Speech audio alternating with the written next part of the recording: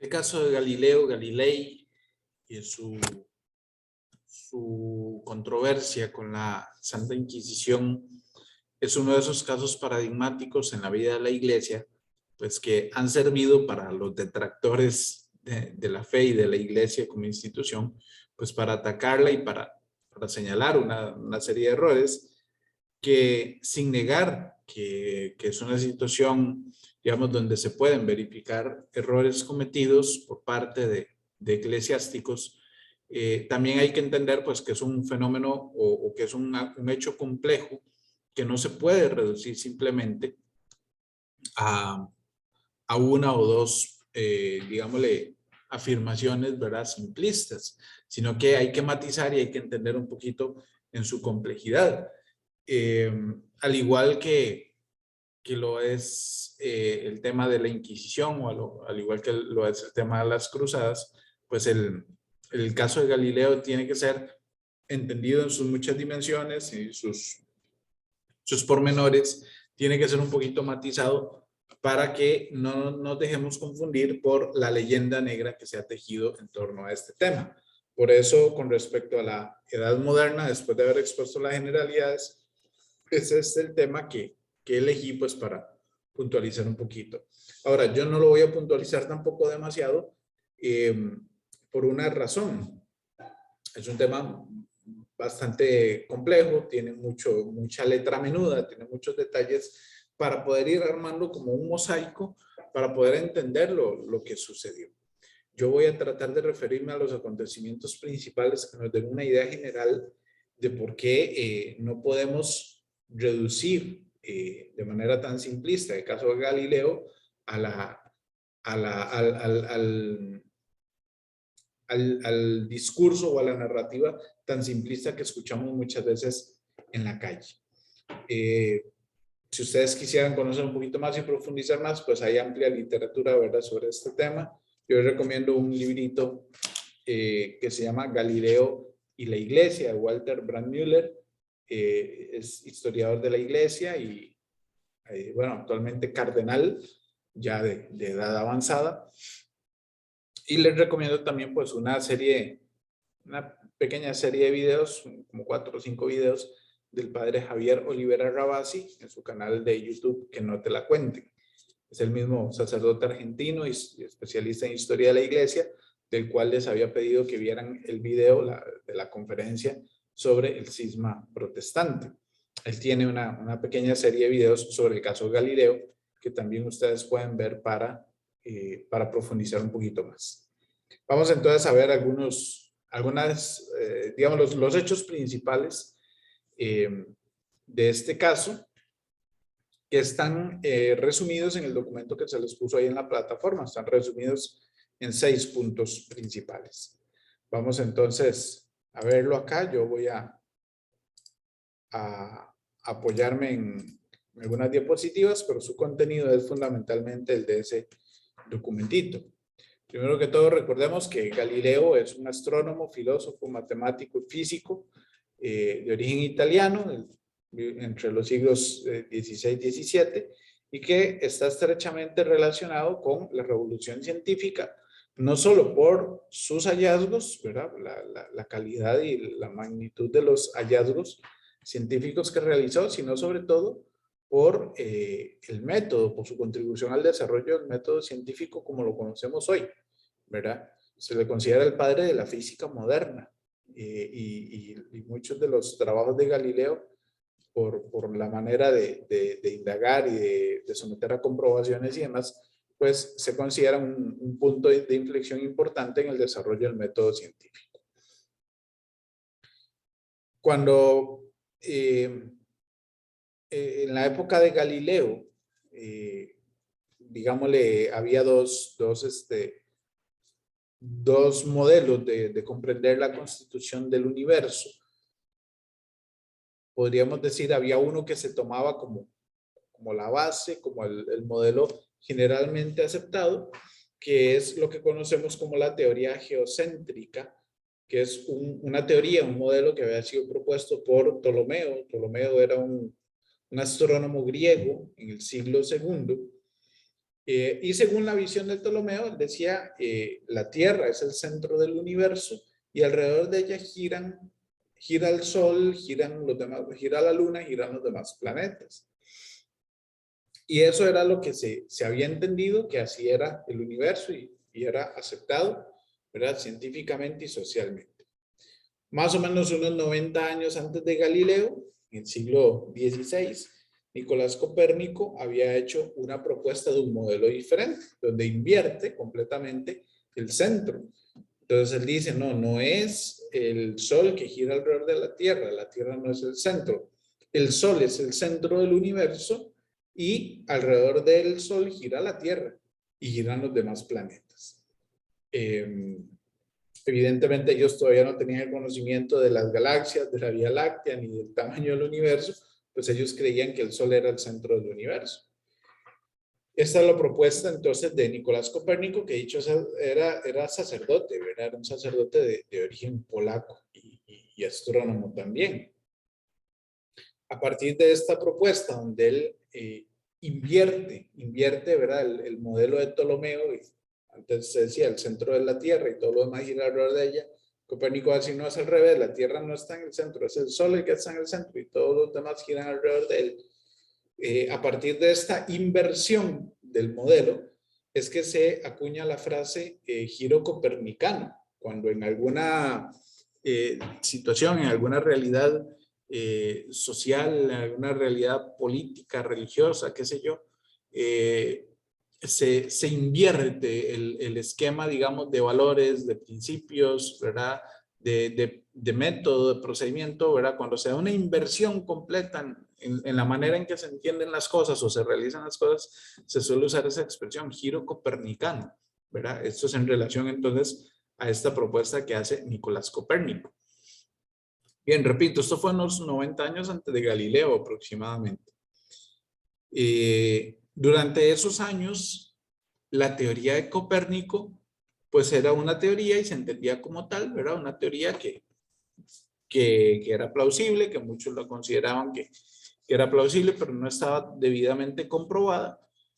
Se enseñaba en algunas universidades, algunos científicos pues la tomaban como punto de partida para elaborar también sus trabajos. Incluso muchos eclesiásticos, recordemos que en esta época la iglesia patrocina muchos, patrocina el desarrollo científico. Había un colegio romano de los jesuitas que se dedicaba a la investigación científica. O sea, para la iglesia no es extraña la ciencia y apoya el desarrollo de la ciencia en esta época. Y para muchos eclesiásticos, la teoría heliocéntrica de Copérnico era razonable, era aceptable. Creo que no lo dije, heliocéntrica significa el sol en el centro, ¿verdad?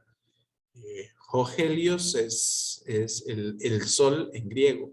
Entonces, heliocéntrica significa que el sol está en el centro. Pues bien, entonces para la época en que Galileo vive, trabaja y va a tener su conflicto con la iglesia, digámosle que Galileo no es el único en apoyar la teoría de Copérnico, en considerarla válida, incluso en darla a conocer, ¿verdad? E incluso dentro de la iglesia, repito, habrá eclesiásticos, habrá sacerdotes que se dedican a la ciencia y que la van a considerar un modelo aceptable.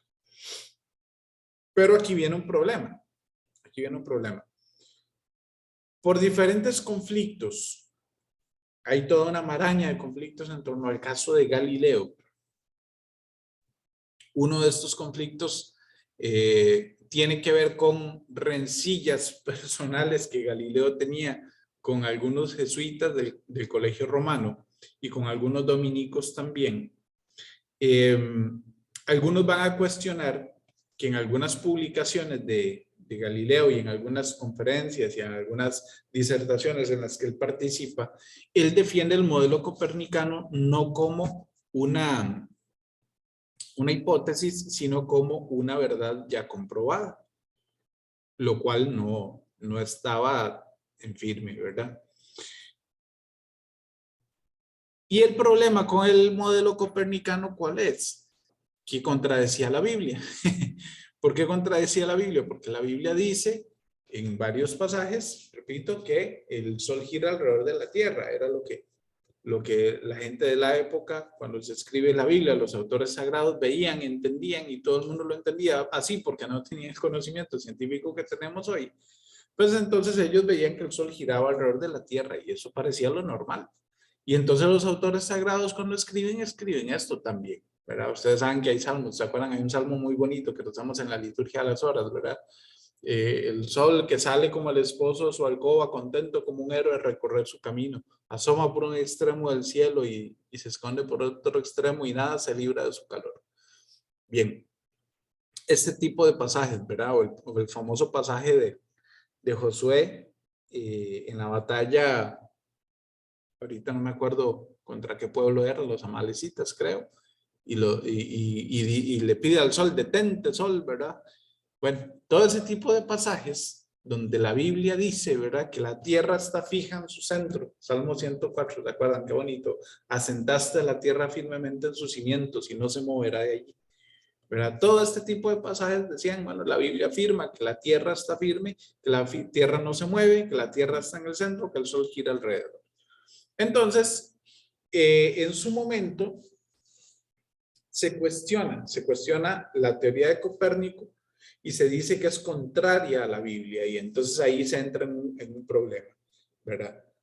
Ahora, repito, buena parte de este cuestionamiento se debe o tiene que ver, ser relacionado con los conflictos personales de Galileo con algunos eclesiásticos, ¿verdad? Algunos jesuitas del Colegio Romano. Incluso de hecho él va a decir que toda la situación va a deberse a eso. No necesariamente todo se debía a eso, pero bueno, fue uno de los muchos factores que contribuyó. Y entonces resulta que en el año 1616, después de algunas de estas publicaciones y disertaciones de Galileo, en que toma los datos de la teoría de Copérnico, se va entonces a cuestionar, se va a presentar a la Inquisición la obra de Copérnico, y entonces el libro de Copérnico sobre el movimiento de los astros va a ser incluido en el índice de libros prohibidos. ¿Qué era el índice de libros prohibidos? Bueno, una especie de catálogo ahí de obras que se consideraban peligrosas para la fe en aquel tiempo. Y que entonces la Inquisición las evaluaba y decía, no, esto es peligroso para la fe, esto mejor no lo leen, ¿verdad? Que dicho sea de paso, esta es una de las cosas que hoy por hoy se critican muchísimo en la vida de la iglesia, y la sociedad de hoy y las ideologías de moda imperantes hoy están haciendo exactamente lo mismo. Los mismos que durante décadas han señalado a la iglesia, han acusado y han juzgado a la iglesia por tener una inquisición que supuestamente impedía el libre pensamiento, por una inquisición que supuestamente imponía una forma única de pensar, por una inquisición que supuestamente prohibía difundir ideas nuevas y que tenía un libro de censura. Exactamente esos mismos sectores sociales hoy están haciendo lo mismo, ¿verdad? Porque hoy tenemos una inquisición progre, ¿verdad? Disimulada, sobre todo a través de los medios de comunicación social, que imponen un pensamiento único, sobre todo en ciertos temas, ¿verdad? Sobre todo en los temas de diversidad sexual y estas cosas, pero no solo en ese tema, sino en otros muchos. Y hoy por hoy se están censurando libros. Se están censurando libros. Por poner un ejemplo de acá en el país, ¿verdad? Ustedes se acuerdan que hace unos pocos años se eliminó Cocorí, una de las obras más emblemáticas de la literatura costarricense, la eliminaron completamente, ¿verdad? Se prohibió la lectura de Cocorí en las escuelas, ¿verdad? Porque supuestamente es racista.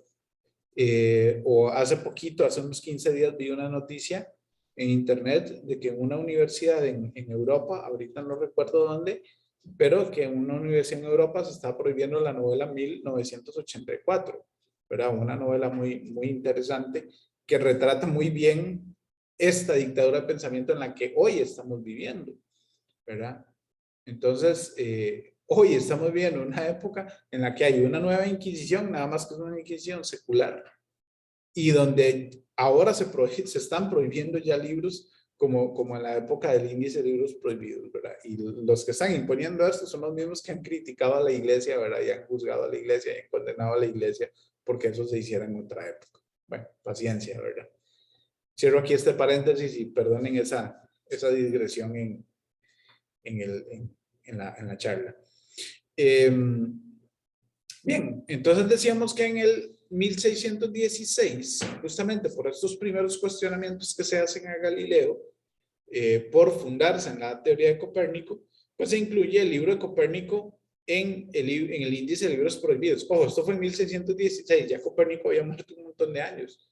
Él había propuesto su teoría 90 años antes, ¿verdad? Y es hasta ahora que lo ponen en el índice de libros prohibidos. No tanto, repito, no tanto porque se cuestionara la teoría de Copérnico, porque la teoría de Copérnico ya se enseñaba y había incluso sacerdotes, ¿verdad?, que se dedicaban a la ciencia, que la consideraban como algo aceptable. Parece ser que esto es más bien, repito, fruto de sus rencillas, de su enfrentamiento con los jesuitas del Colegio Romano. No tanto porque de verdad se quisiera condenar las teorías de Copérnico. Y el tema para incluir su obra en el índice de libros prohibidos es, como dijimos, que se consideraba contraria a la Sagrada Escritura. Nunca se dijo directamente que era herética, ¿verdad? Sino nada más que dice cosas contrarias a lo que dice la Escritura, entonces como que parecía que podría entrañar un peligro para la fe. Bien, hay que entender que el Concilio de Trento, bueno, no hemos hablado en el curso del Concilio de Trento, pero bueno, el concilio más importante de esta época, la época de lo que se puede llamar la Reforma, sí es una reforma católica. El concilio no había condenado la doctrina del heliocentrismo, la teoría copernicana, sino que más bien la invitó a estudiar las teorías de Copérnico como hipótesis interesantes. Vean qué interesante. El concilio se reúne entre 1545 y 1563 y va a ser 50 años después, en 1616, cuando se incluyan los libros de Copérnico, el libro de Copérnico, entre los libros prohibidos, ¿verdad? Ven que el problema no era realmente las teorías de Copérnico, sino los conflictos, las rencillas, las controversias y la competencia de Galileo con los jesuitas del Colegio Romano, ¿verdad? Como les digo, hay un montón de detalles ahí que en este momento no conviene ahondar, ¿verdad? Pero había jesuitas, digamos así, que estaban como en competencia científica, ¿verdad? Con Galileo en publicar ciertos hallazgos y quién había hecho tales descubrimientos primero y todo este tipo de cosas que se pueden dar, ¿verdad? Que son tan humanas. Pero repito, el Concilio de Trento, 50 años antes de Galileo, más bien invitaba a estudiar estas teorías, ¿verdad? Y no se veía como que en sí mismas entrañaran un peligro para la fe. Por supuesto que de comprobarse, pues iban a implicar un replanteamiento de la interpretación de la Sagrada Escritura, pero eso no se veía precisamente como algo malo. Tal vez sí planteaba un reto, pero no se veía precisamente como algo malo. Después de que se incluye el libro de Copérnico entre el índice de libros prohibidos, entonces le dan a Galileo una advertencia. Esa advertencia es, usted exponga, si va a hablar de la teoría de Copérnico, no hable de la teoría de Copérnico como si fuera una verdad comprobada, sino simplemente diga que es una hipótesis, ¿verdad? Entonces, aquí viene este tercer punto, que dice la exigencia del cardenal Roberto Bellarmino Galileo de considerar la teoría copernicana como una suposición, se enmarca en un contexto moderno de considerar el saber científico limitado y provisional. Roberto Bellarmino era un cardenal que por cierto es santo, ¿verdad?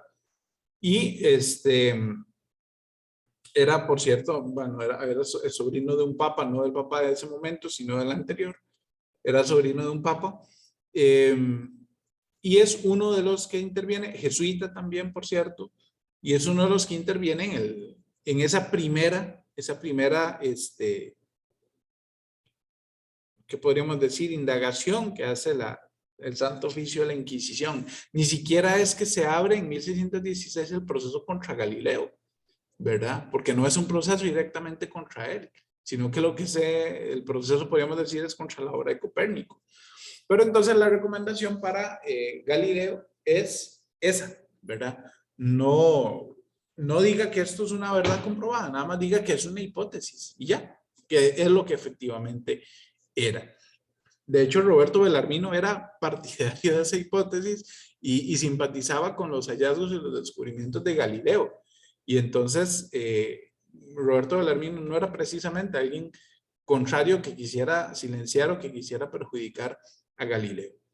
El asunto es que, según dicen los historiadores, y se desprende de los documentos de la época, Galileo era un hombre temperamental, irascible, testarudo, arrogante, soberbio, porque la manera en que él se expresa de los que le contradicen en el ambiente científico es realmente muy, muy arrogante, ¿verdad? Muy, muy soberbia. Se burla, es irónico, insulta, todo este tipo de cosas. Hay mucha polémica en torno a esto, ¿verdad? Cuando entra en discusión con la gente, digamos, que proponía el modelo tolemaico, por ejemplo, y le cuestionaba sus teorías, los trataba de imbéciles, de burros, de animales, de estúpidos y cosas por el estilo, ¿verdad? Eso se ha comprobado en anotaciones, ¿verdad? Manuscritos, ¿verdad? De su puño y letra, que él opinaba así, que él trataba así a los que no pensaban como él. Entonces, Galileo, en ese sentido, era complicado y era un hombre testarudo. Y entonces, aunque el cardenal Roberto Bellarmino le dice, siga trabajando y siga divulgando, simplemente no diga que esta es una teoría comprobada, sino nada más diga que es una hipótesis y es una posibilidad, él siguió defendiendo el modelo copernicano como una verdad comprobada. Roberto Bellarmino le dice, bueno, ofrezca pruebas de que el modelo copernicano es el verdadero, ¿verdad? Pruebas sólidas, pruebas contundentes. Galileo ofrece algunos datos, algunas evidencias, pero esas evidencias no probaban el modelo copernicano, simplemente eran, digámoslo así, probaban que el modelo de Ptolomeo no era cierto, pero no probaban que el de Copérnico sí fuera cierto. ¿Me explico? Dicho de otra manera, las evidencias que Galileo da prueban que la Tierra no está en el centro, que los astros no giran alrededor de la Tierra, pero no lograban comprobar que los astros giraran alrededor del Sol. Entonces, era insuficiente lo que él decía. Una de estas evidencias era, por ejemplo, el estudio de las fases del planeta Venus. Otro era el movimiento de las mareas que él creía que se debían a la rotación de la Tierra, ¿verdad? No sabía que se debían a la fuerza gravitacional de la Luna, sino que él decía que era porque la Tierra giraba. Entonces, vean que, y tengamos esto claro, es una época en la que el conocimiento científico es incipiente, se formulan teorías y que Galileo no tenía toda la verdad. Galileo también se equivocaba en muchas cosas, ¿verdad? Como le puede pasar a cualquier científico. El asunto es que Galileo, si era un poquito testarudo, no hace caso y él sigue defendiendo el modelo copernicano como si fuera una verdad comprobada, sin ofrecer los datos suficientemente sólidos. En medio de todo aquello, como a él le dicen, el problema con el modelo copernicano es el tema de la interpretación de la Biblia. Entonces, él en las polémicas va a dejar, en vez de dedicarse a buscar datos científicos para sustentar la teoría de Copérnico, lo que él va a hacer es meterse en un embrollo de hablar de cómo debe ser interpretada la Biblia en esos pasajes, ¿verdad? En esos pasajes que hablan de que la Tierra está en el centro. Entonces, vean qué interesante. Galileo comete el error de meterse en la cuestión teológica, la exégesis bíblica, ¿verdad? De cómo debe ser entendida la escritura, en vez de dedicarse a lo específicamente científico. Y aquí caemos en una gran paradoja, porque hoy por hoy, en la sociedad y en ciertos círculos intelectuales, se habla del caso de Galileo como un ejemplo del error de la iglesia cuando la iglesia opina y se mete en ciencia y estas cosas, ¿verdad? Y sin embargo, el mayor problema en el caso de Galileo, el principal meollo del asunto no es que la iglesia opinara sobre temas de ciencia, es que Galileo, siendo científico, estaba tratando de sentar cátedra en temas teológicos, ¿verdad? Porque era de cómo interpretar la Biblia. Eso fue parte del gran problema. El problema no es que la iglesia se quisiera meter en ciencia, porque la iglesia propició las universidades y había muchos sacerdotes que se dedicaban a la investigación científica, ¿verdad? El problema es, o sería, cuando la iglesia quiere dar, digámosle, quisiera dar como verdad de fe algo que es verdad científica, ¿verdad? Que no es el caso tampoco, o sea,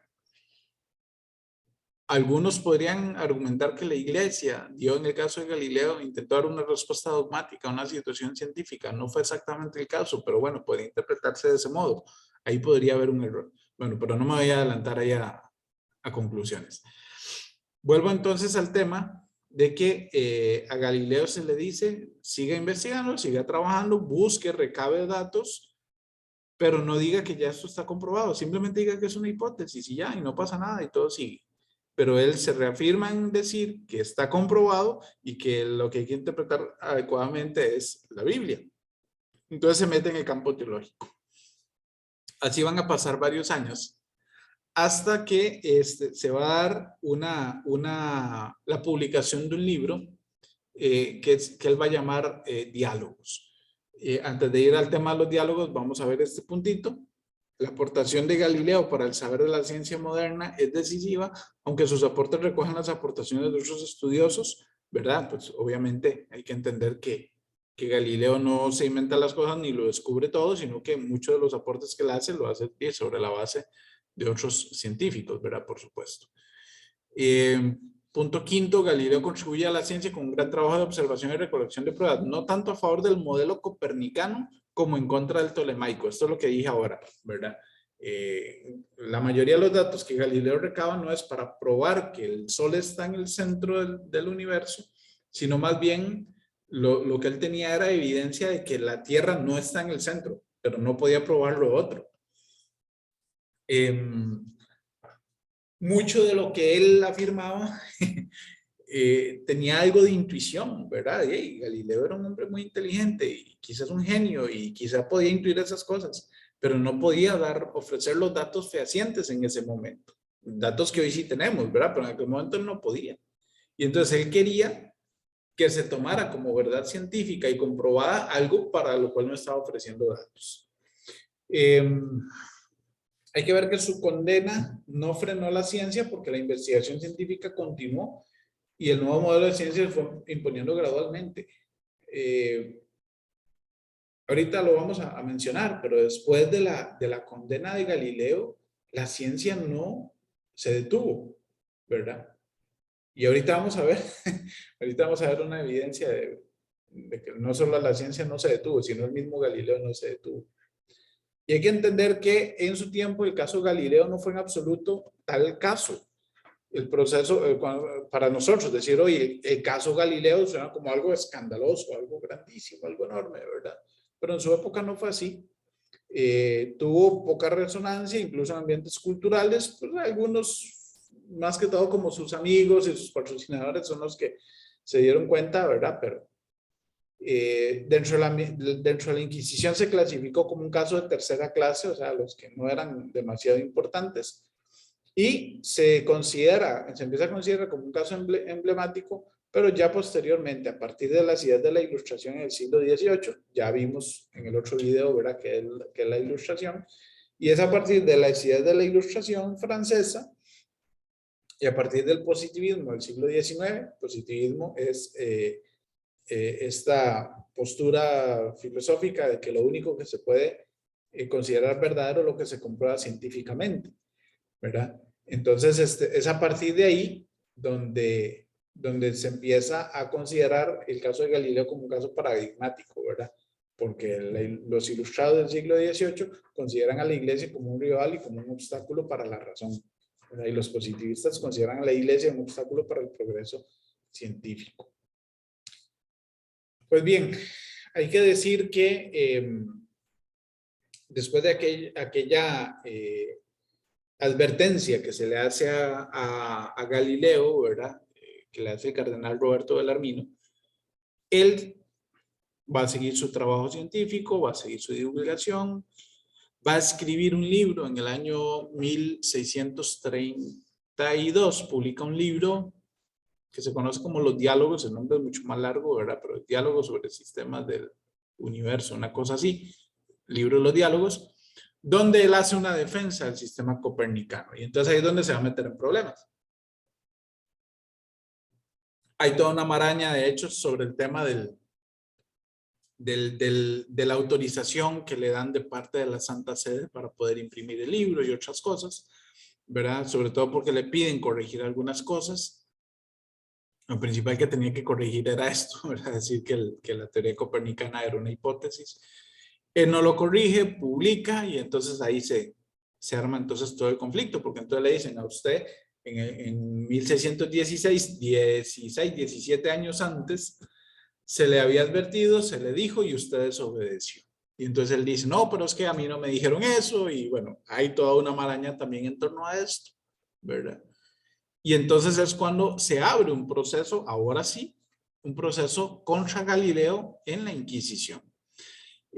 Para este momento ya el Papa es Urbano VIII, que era amigo personal de Galileo, ¿verdad? Y admiraba mucho a Galileo, admiraba su trabajo. Incluso Galileo le dedica este libro de los diálogos, le hace una dedicatoria al Papa y demás. Y entonces él pensaba que eso de él, le daba a él como la posibilidad de seguir hablando y seguir divulgando. Pero él se metió en problemas con la Inquisición por esto, porque le dijeron, usted no, se le pidió que no hablara de esto como una verdad comprobada, sino como una hipótesis, y usted no ha hecho caso y ha seguido defendiendo la teoría, etcétera. Bueno, toda la cuestión. Entonces se abre el proceso contra Galileo, que después de varios interrogatorios, pues terminará con que él firma una fórmula ahí de abjuración, ¿verdad? O sea, de retractación, donde él dice, bueno, yo creo lo que la iglesia dice, lo que dice la Biblia, de que la tierra está en el centro, y punto. La Inquisición, digamos, lo encuentra sospechoso de herejía, entonces él se retracta y se le impone ahí una penitencia. ¿Cuáles son las penas que se le imponen a Galileo? En torno a esto hay una situación muy curiosa, porque cuando Galileo, vamos a ver, tengamos claro que cuando la Inquisición abría un proceso de investigación, detenían a la persona, igual a como sucede hoy en nuestros sistemas judiciales, ¿verdad? A alguien se le acusa de haber cometido un delito y lo ponen en prisión preventiva, ¿verdad? Va a la cárcel, se hacen las investigaciones, después viene el juicio, ¿verdad? La prisión preventiva es para que no se escape, se hacen las investigaciones y después del juicio hay una sentencia y se impone una pena si es que se le encuentra culpable. Lo mismo hacía la Inquisición. Ya vimos en el video de la sesión anterior, la Inquisición significó una garantía de justicia en los procesos de investigación. Pues bien, entonces la Inquisición hacía esto, ¿verdad? Cuando se iniciaba un proceso contra alguien, se le ponía en prisión preventiva, se indagaba, se hacía un juicio y después venía, si se encontraba culpable, pues había una pena que se imponía. Cuando a Galileo lo llaman para, él vive en Florencia, él viene de Florencia a Roma, lo hospedan primero en la casa del embajador de Florencia, y entonces cuando ya llega el inquisidor, bueno, llega un oficial de la Inquisición para iniciar oficialmente el proceso y para detenerlo, a él le dicen, bueno, y usted hay que detenerlo, y entonces no lo llevan a un calabozo, lo llevan a un palacio, a un palacio de uno de los de la Inquisición, ¿verdad? Y le dicen, bueno, usted va a vivir estos días por aquí, y tiene libertad de andar en la casa, andar en el jardín, la comida a su disposición, etcétera. A Galileo no lo meten a la cárcel, se lo llevan a ir a un palacio de un obispo, un cardenal, ahorita se me escapa el nombre. Mientras se hace el juicio, ¿verdad? Una vez hecho el juicio, y le dicen, bueno, mira, te encontramos sospechoso de herejía, ¿verdad? Entonces, él firma la retractación y él dice, no, yo me adhiero a lo que la iglesia dice basado en la Biblia, etcétera, etcétera. Y le imponen una pena. Y la pena era, bueno, de prisión y de una penitencia de rezar todas las semanas, una vez por semana, los salmos penitenciales, los 7 salmos penitenciales, durante 3 años. Entonces a Galileo le dan, digamos así, lo que hoy llamaríamos casa por cárcel, ¿verdad? Prisión domiciliaria. Se va para un lugar cerca de Florencia, vive en una casa, recibe gente, recibía a sus hijas, tenía una hija que era monja, que vivía ahí cerca, compartía con su hija, con sus hijas, tenía otra hija, recibe gente, continúa sus investigaciones, o sea, después del proceso de la Inquisición, continúa desarrollando investigaciones en otros campos, ¿verdad? La física, la mecánica, la hidráulica y demás, y continúa realizando hallazgos muy importantes. Incluso entre la gente que visitaba a Galileo, entre sus amigos visitantes, hay por ahí algún científico protestante y demás. Es decir, Galileo tuvo mucha libertad en ese cumplimiento de esa pena, tuvo mucha libertad de acción. Entonces, Galileo nunca estuvo realmente en un calabozo de la Inquisición, ¿verdad? Estuvo en una especie de régimen de prisión domiciliaria, ¿verdad? Pero con mucha libertad de acción. Entonces, ni siquiera Galileo se detuvo en su trabajo científico, ¿verdad? Aún después de la pena de la Inquisición, del juicio que la Inquisición le hizo, ¿verdad? Que por cierto, el veredicto de los jueces de la Inquisición no fue unánime, ¿verdad? No todos estaban de acuerdo con la sentencia de que era sospechoso de herejía. Y es claro que después de él, pues muchos científicos y muchos centros de investigación científica siguieron trabajando normalmente, porque de nuevo, como decía uno de los puntos ahí, no fue un gran caso, no fue un gran escándalo en su época, ¿verdad? Y bueno, Galileo va a morir en el año 1642, ya va a morir enfermo, ciego y toda la cosa, pero va a morir rodeado incluso de familiares y de amigos y demás. Entonces, tengamos claro, ahí bueno, nada más el cierre, el 22 de junio de 1633 fue condenado como sospechoso de herejía, se le impuso una pena de prisión, que en realidad se redujo a una especie de arresto domiciliario en los alrededores de Florencia, donde recibía amigos y pudo contar con la asistencia de su hija, que era monja en un convento cercano.